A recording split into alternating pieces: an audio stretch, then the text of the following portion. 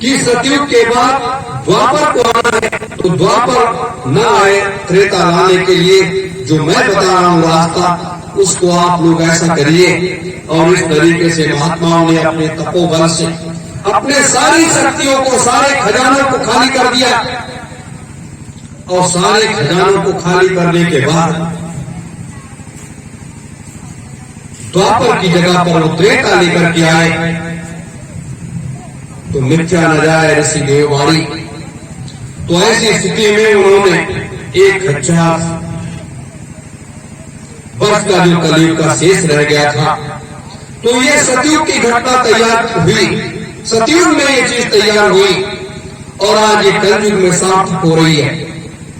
तो द्वापर ना करके त्रेता महात्माओं ने लेकर के आए, महात्मा लोग लेकर के आए।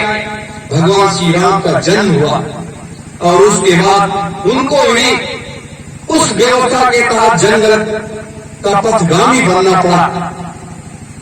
अपने अयोध्या राज्य को छोड़ करके जंगल की तरफ चलना पड़ा। तो ये भारत भूमि है।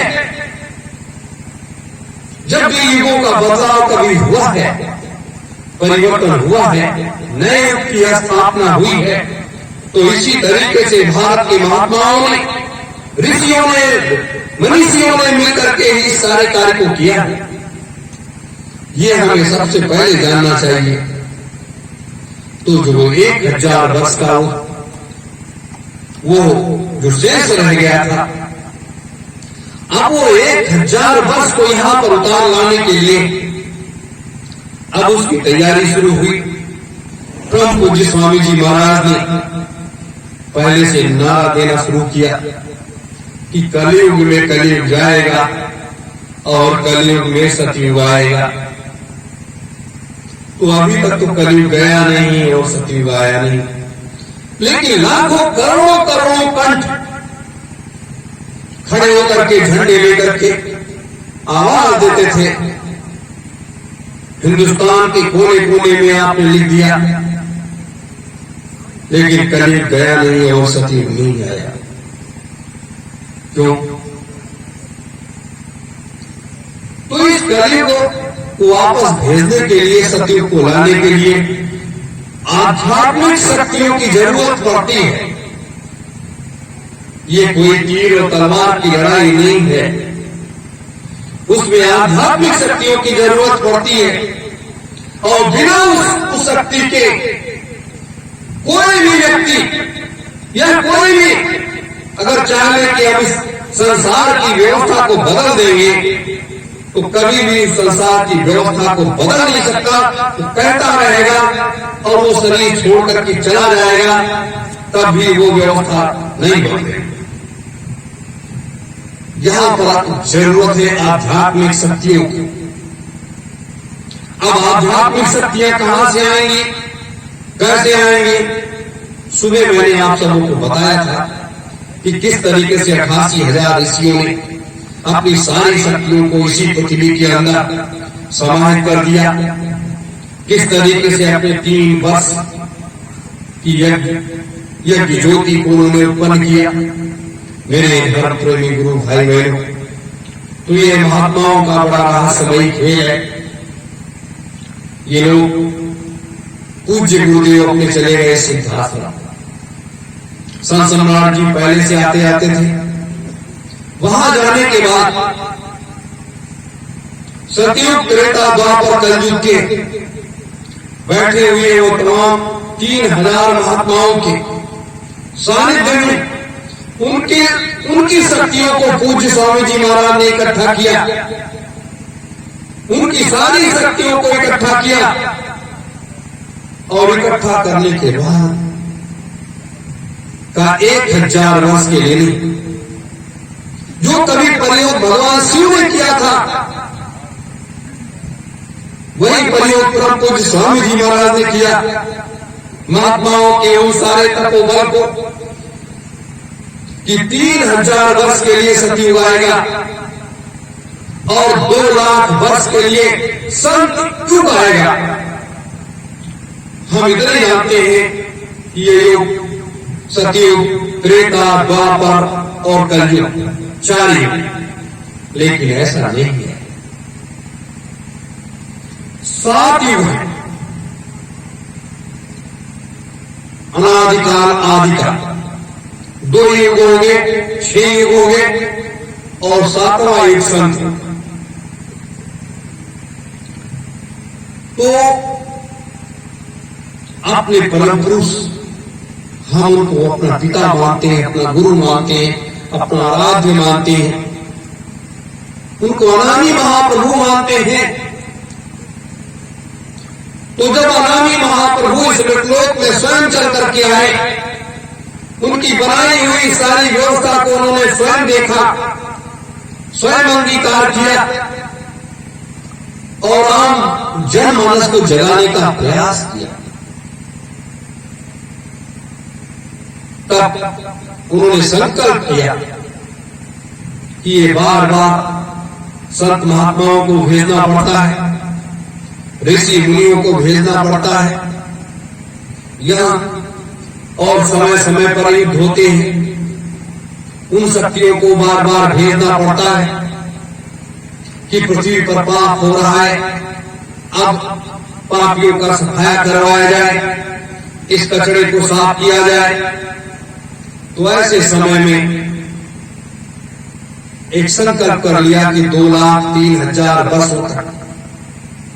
तो 2,03,000 वर्ष की व्यवस्था ये चौथे महायज्ञ में 1,001 यज्ञ कुंड से निकली हुई हो सकती, और उस यज्ञ कुंड में किए गए संकल्प व्यवस्था के तहत ये सारी व्यवस्थाएं 3,000 महात्माओं के सानिध्य में ये व्यवस्था 2,03,000 वर्ष के लिए ये तैयार किया गया। क्योंकि 2,03,000 वर्ष तक फिर इस पृथ्वी पर कोई अवतार नहीं होगा, कोई शक्ति अवतरित नहीं होगी। इतनी बड़ी व्यवस्था को बनाने की तैयारी की जा रही है। अपने पूज्य स्वामी जी महाराज, संत सम्राट जी महाराज और सतयुग, त्रेता, द्वापर और कलयुग के 3,000 महात्माओं द्वारा ये तैयारी की जा रही है। अब आप बताइए, हम अपना घर नहीं चला पाते, हम समाज में अपने को स्थापित नहीं कर पाते, हम ये प्रदेश और देश और जिले को नहीं चला पाते, और हम इस मृतलोक की व्यवस्था को, हम आप जैसे लोग मृतलोक की व्यवस्था को 2,03,000 वर्षों के लिए चलाने की, उसकी व्यवस्था को स्थापित करने के लिए तैयारी कर रहे हैं। कितनी बड़ी चीज और कितनी बड़ी बात है, लेकिन इसको कौन करता है आप जानते हैं? इसको करने वाली वो शक्तियां करती हैं, वो शक्तियां करती हैं जो इस मृतलोक में आती हैं और सिर्फ इसी काम के लिए आती हैं, और अपने सारे कार्यों को पूरा करने के बाद फिर इस मृतलोक से वो चली जाती हैं। क्या आप जानते हैं, कहा गया कि अगर कोई नदी में डूब जाए या कहीं किसी का एक्सीडेंट हो जाए या कुछ हो जाए तो उसकी अकाल मृत्यु हो गई और उसकी जीवात्मा प्रेत की लोक में चली गई।